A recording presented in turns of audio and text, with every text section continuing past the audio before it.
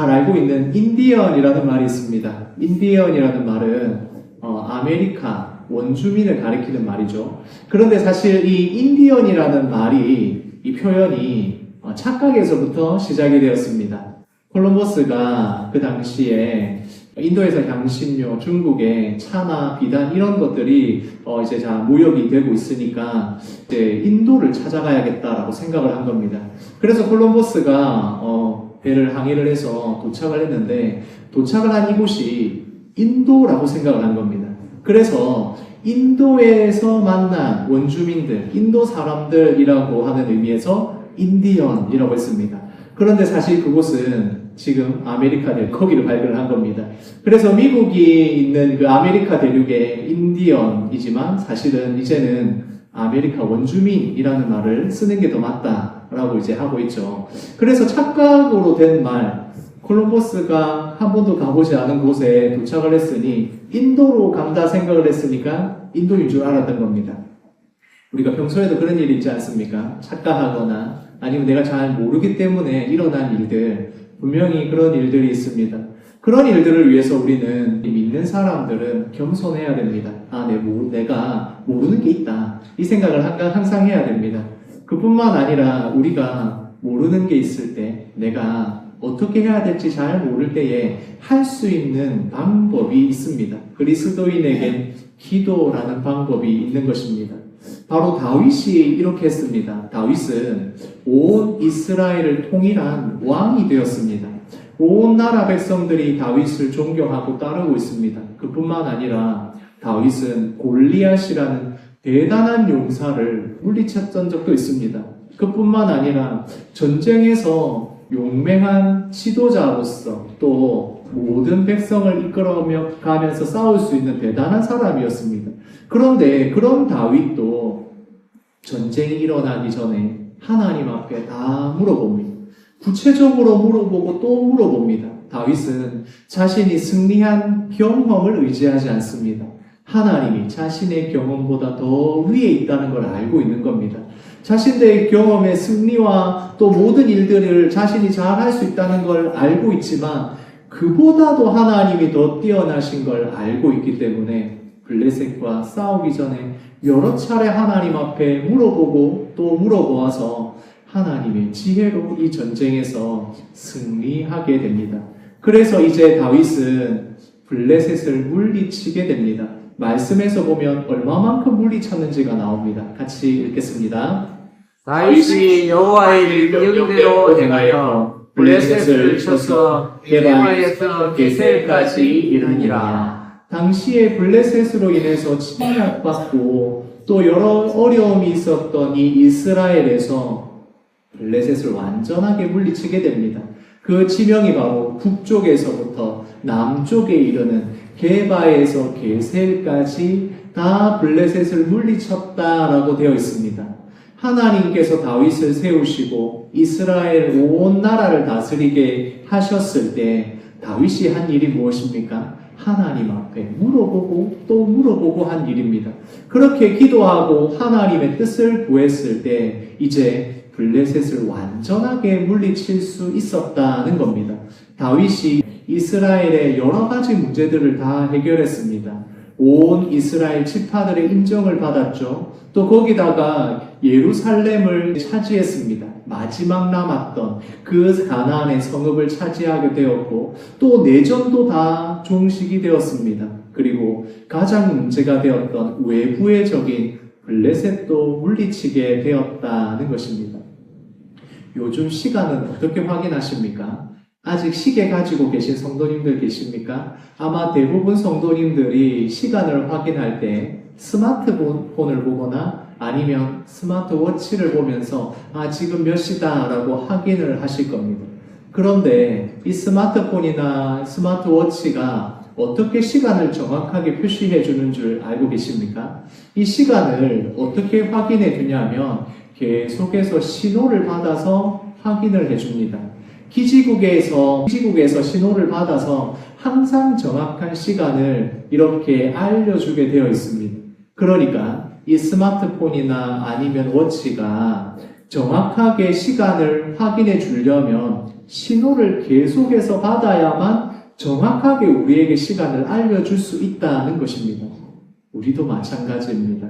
우리가 하나님의 말씀을 받고 그 하나님의 말씀을 받고 우리 삶 가운데 어떻게 적용하며 살아가는 게 올바른 것일까를 알기 위해서 날마다 하나님께로부터 오는 신호를 받게 됩니다. 그것이 바로 기도하는 것입니다.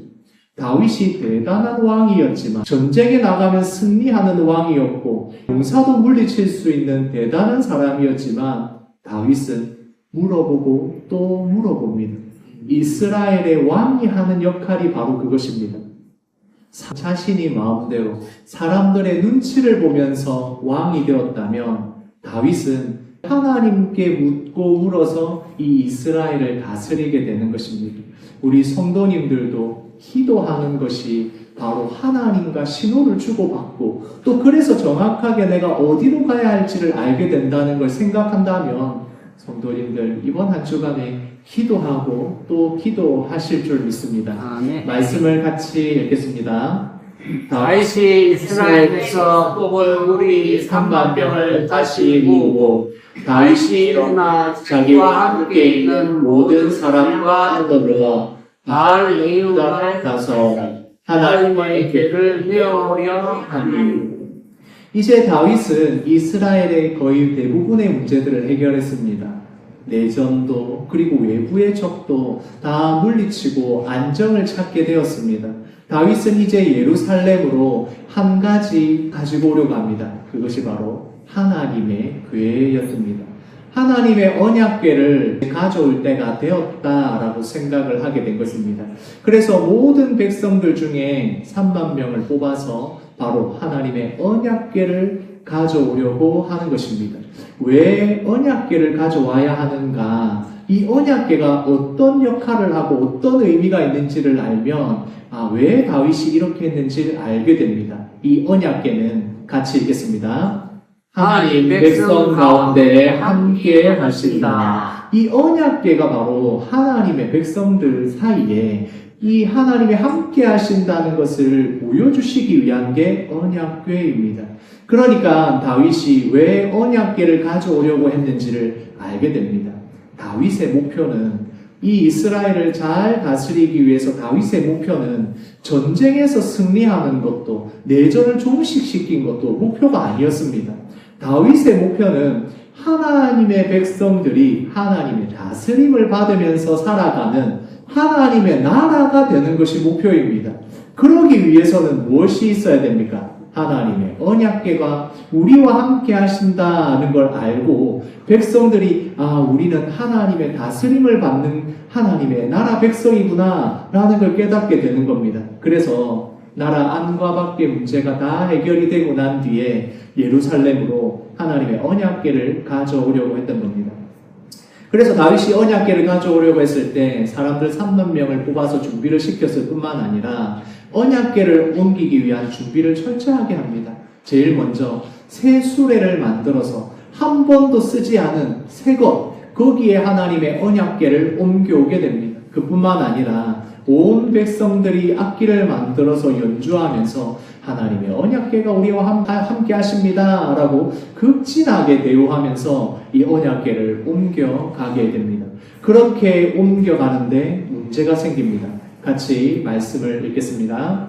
소들이 집으로 우사가 손을 들어 하나님의 궤를 끌었더니 여호와 하나님이 우사가 잘못함으로 말미암아 진노하사 그를 그곳에서 치시니 그가 거기 하나님의 궤 옆에서 죽으니라. 그렇게 새 수레를 만들고 사람들이 함께 찬양하면서 이렇게 언약궤를 옮겨가고 있었는데 예루살렘으로 오고 있는데 나곤의 타작마당에서 문제가 생깁니다. 그곳에서 소들이 뛰니까 어떻게 되겠습니까? 거기에 실려있는 수레에 실려있는 언약궤가 넘어지려고 하는 겁니다. 그래서 그것을 다윗의 신하인 우사가 붙들게 됩니다.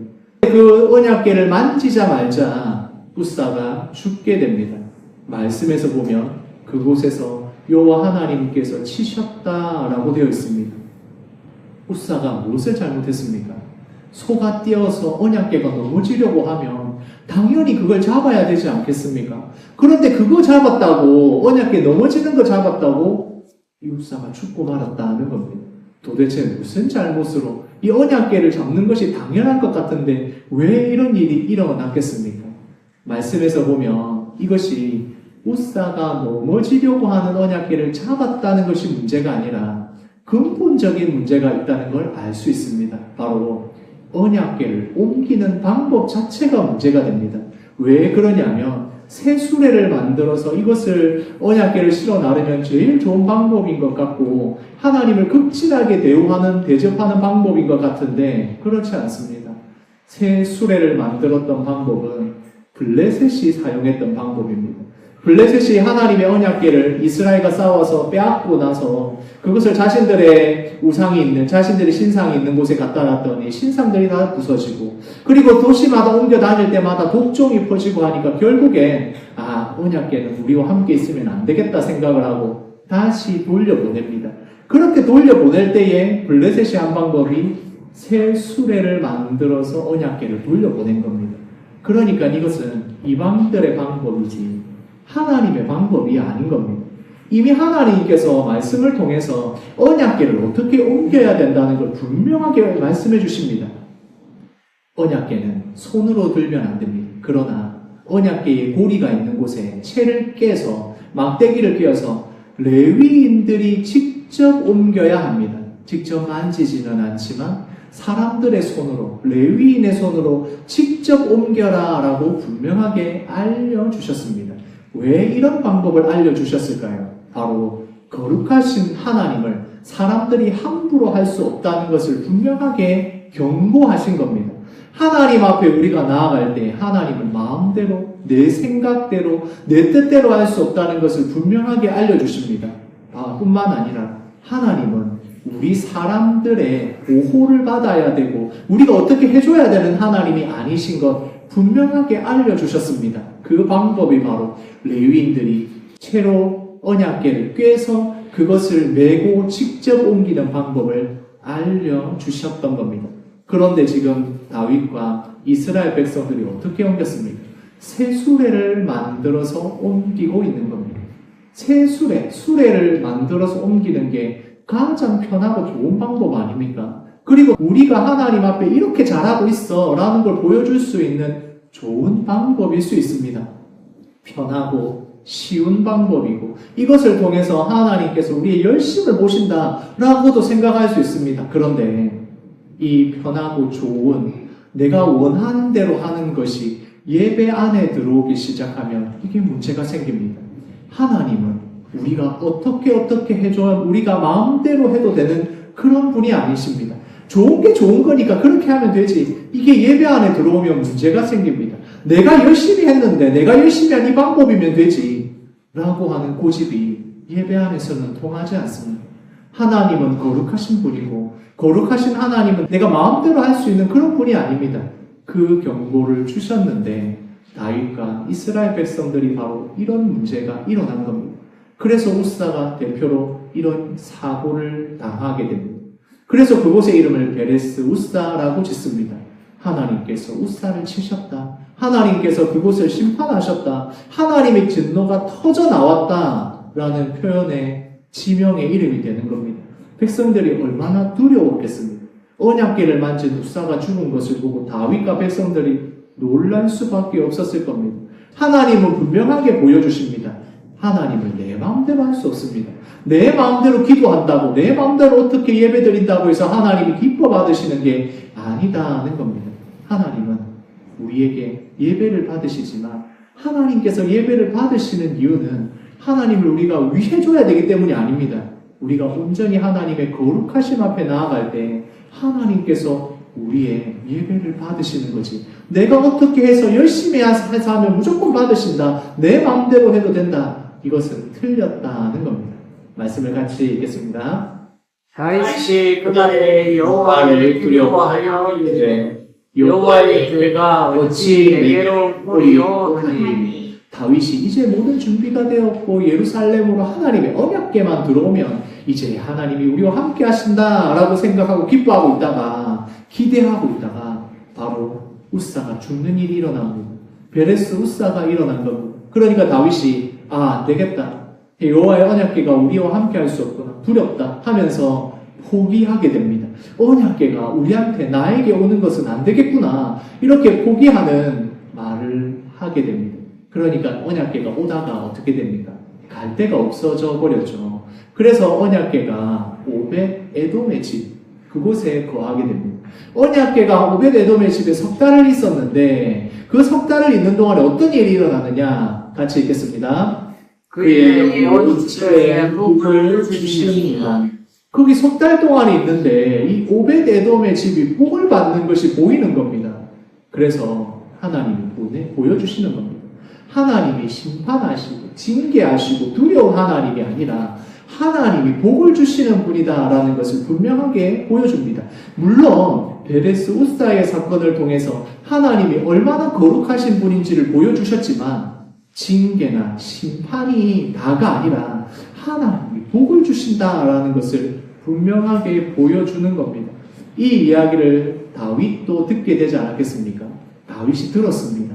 오벳 에돔의 집에 언약궤가 있는데 지금 그 집에 복을 받고 있답니다. 라는 이야기를 들었습니다. 그때서야 다윗이 깨닫게 된 겁니다. 아, 이건 하나님의 언약궤를 옮겨오는 게 문제가 아니었다. 옮겨오는 방법의 문제였구나. 라는 것을 다윗이 깨닫게 됩니다. 그래서 다윗이 이제 다시 준비를 합니다. 새 수레를 만드는 이런 자신들이 편리한 방법이 아니라 원래 하나님께서 말씀하신 대로 레위인들을 모으고 이 모든 준비를 해서 다시 하나님의 언약궤를 모셔올 준비를 하게 됩니다. 그렇게 여호와의 언약궤를 레위인들이 짊어지고 옮겨가는데 그 레위인들이 6걸음을 가매 그때 다윗이 이제 깨닫게 됩니다. 그 밑에 말씀 같이 읽겠습니다. 다윗이 소와 살찐 소와로 제사를 드리고 그때 6걸음을 옮긴 후에 깨닫게 된 겁니다. 아, 하나님께서 허락하셨구나. 하나님이 우리 예배를 받으시는구나. 우리와 함께 하시는 하나님, 이제 예루살렘으로 언약궤가 올 수 있겠구나 라는 걸 확인한 겁니다. 그래서 너무 기쁜 다윗이 그 자리에서 하나님 앞에 예배를 드리면서 이제 우리가 하나님의 언약궤를 모셔올 수 있구나 라고 기뻐하게 됩니다. 그래서 이제 언약궤가 예루살렘으로 오니까 다윗은 너무 기쁜 겁니다. 다윗이 너무 기뻐서 여호와 하나님 앞에서 춤을 추는데 어떻게 춤을 췄다고요? 힘을 다하여서 춤을 추는 겁니다. 어린아이처럼 기뻐하는 겁니다. 하나님의 언약궤가 우리와 함께하고 이제 예루살렘으로 온다는 것이 너무 기뻐서 춤을 춥니다. 그런데 다윗이 이렇게 춤을 출 때에 왕의 옷을 입고 있는 것이 아니라 왕의 옷은 다 벗어버리고 그 안에는 베옷을 입고 있었다라고 되어 있습니다. 이 말이 무슨 말입니까? 그 당시에 옷은 그 사람의 지위를 나타냅니다. 왕은 왕의 옷을 입고 있어야 됩니다. 그런데 왕이 자신의 옷을 벗어버리고 베옷을 입고 춤을 추고 있다는 것은 체면이고 다른 거 다 벗어 던지고 하나님 앞에 기뻐하면서 춤을 추면서 감사하고 있다는 것입니다. 진정으로 하나님 앞에 드리는 예배가 무엇일까? 다윗이 이 춤추는 것을 통해서 우리가 깨닫게 됩니다. 같이 읽겠습니다.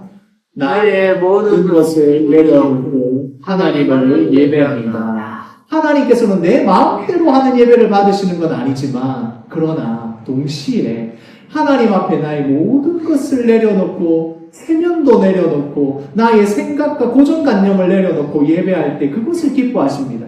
예배는 이렇게 내가 체면이 있는데 이런 게 아니라 다 내려놓고 겸손하게 나아가면 하나님께서 그것을 기뻐 받으신다.